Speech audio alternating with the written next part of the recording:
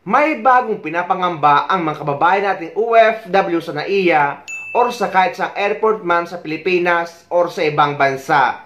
Dahil posible pala itong mangyari.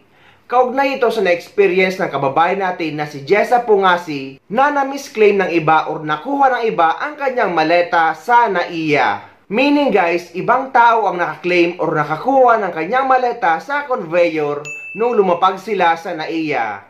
Kaya ito ang naging panawagan niya. Yun ang yun yung pinakamadali. Para kumbaga palalabasin na natin is para double misclaim yung bagahe. At least yan, may pinangahawakan ka rin bagahe sa kanya. Kung hindi naman isoli sa'yo, nasa iyo yung kanya. Ay, hindi pwede yun. Ano yan?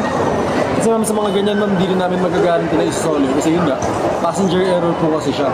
Kung gusto nyo ma'am may try, pwede nyo i-ano kay airport security. Saan ako magreklamo dito sa airport? Tapos ma'am, may APD naman. Pero ito ma'am, puputuin ko muna yung report nyo. Contact number ko. Magandang araw po sa lahat. Ako si Jessa Ana Marie Pungasi. Isa po akong OFW dati sa bansang Kuwait. Ngayon ay nasa Pilipinas na po ako. Ako po ay nanawagan sa lahat ng mga nakakapanood ng video ko, lalo na sa mga taga-Cotabato, kung maaari, baka matulungan nyo ako na mahanap ko yung pangalan na kung sino man yung babae na ang pangalan si Kadir Ahmad Salimbay. Isa po rin siyang OFW galing sa Saudi Arabia. Ang nangyari po kasi nung June 25, flight ko po papunta dito sa uwi ng Pilipinas. So connecting flight muna kami sa Bahrain, nag-stop over ng 8 hours. Tapos nakasabay namin yung galing din sa Saudi. So yun nga po, pag dating namin sa NAIA Terminal 3, nagkaroon ng problema. Yung bagahe ko po na misclaim ng ibang pasahero at may naiwan na isang malita doon. Ang nakapangalan naman ay Ahmad Kadir Salimbay. So it is possible po na napapalit kami ng bagahe. May binigay sa akin na number yung taga airlines. Sinusubukan kong makontak at nakontak ko yun. Ano pala niya yun, employer. So yun nga po yung binigay niya na civil ID na pinupost ko dito sa social media ko, sa page ko. So nananawagan po ako sa mga lalo na sa mga taga Cotabato, kung maaari, baka kung kilala niyo siya, pakisabi naman po na gusto kong mabawi or makuha yung aking malita, kasi mahalaga po talaga sa akin yun. Yung malita niya po ay safety naman, nandun lang po sa NAIA Terminal 3 sa opisina mismo ng airline, sa Gulf Airlines. At sa iyo naman kabayan, kung nakikita mo naman itong video ko na nakapost, sana mag-effort ka rin na maibalik mo sa akin yung malita ko. Kasi ilang araw na talaga hindi ako makatulog sa kakaisip. Mula nung pag-arrival natin ng 11:30 hanggang alas 8, nag-antay ako sa doon kasi I am expecting na ibalik mo yung malita ko. Kasi kung sasabihin din natin na baka nagkamali ka kasi halos pareho tayo ng malita, magkaiba itong malita, i-hard case yung sa akin, yung sa iyo naman is tila, at yung akin may tali, yung sa iyo wala. Sana naman magkaroon ka ng kunting konsensya at ibalik mo sa akin yan. Nung June 27 na pala, bumalik na naman ako doon sa NAIA Terminal 3. Baka sakaling bumalik ka doon, kinabukasan pumunta na ako sa opisina, nag-report ako doon sa police noong 26 nung pagdating natin. Nag-request ako ng reviewing footage sa CCTV, kaso hindi rin natapos. Umaasa na lang talaga ako dito sa social media na matuntun kita, mahanap kita. Noong 27, bumalik ako doon sa NAIA. Sa opisina, ang sabi wala doon yung in charge. So, nagpunta ko sa Lost and Found. Baka sakaling pumunta ka doon, nagtanong ka rin, pero wala talaga eh. Kaya nananawagan ako sa iyo kabayan, sana makonsensya ka rin ha. Kahit kunti, ibalik mo rin yung bagahe ko. Hindi naman mahirap hanapin yung Facebook ko kasi may pangalan naman yung malita ko, di ba? May pangalan naman diyan. Ko sa akin, makipag-communicate. Sana ibalik mo sa akin yung gamit ko. Pareho tayong OFW, yung pinaghirapan ko rin. Pareho tayo ng karanasan.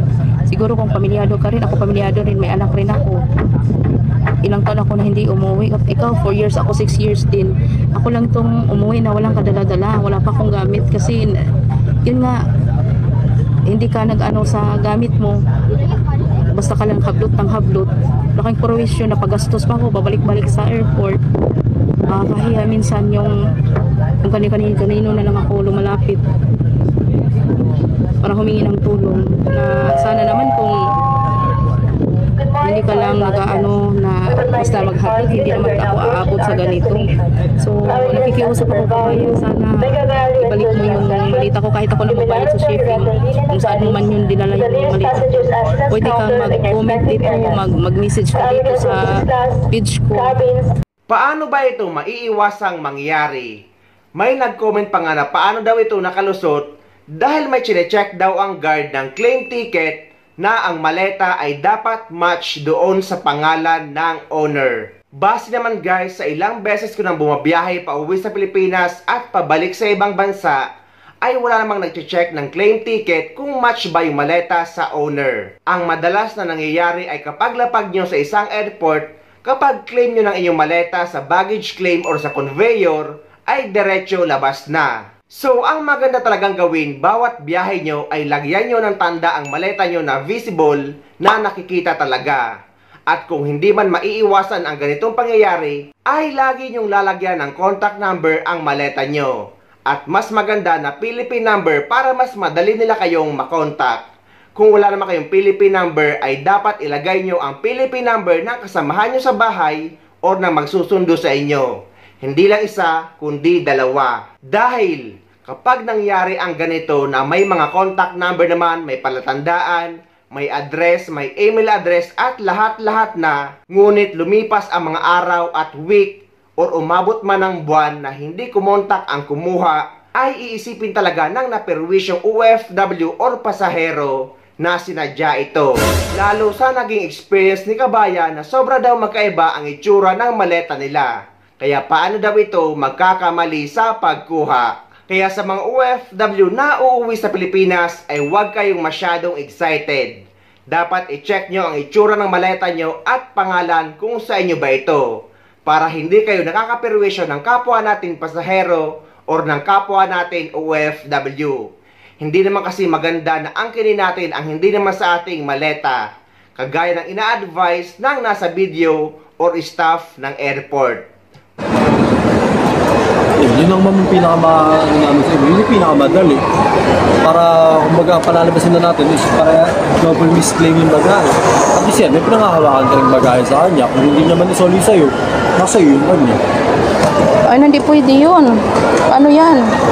Kasi naman sa mga ganyan ma'am, hindi rin namin magagaranti na isoli. Kasi yun nga, passenger error po kasi siya. Kung gusto nyo ma'am may try, pwede nyo iyan kay airport security. Saan Saan ako magreklamo dito sa airport? Tapos ma'am, may APD naman. Pero ito ma'am, kung puputuin ko muna yung report nyo, Oh, contact number mo na lang. Contact number ko.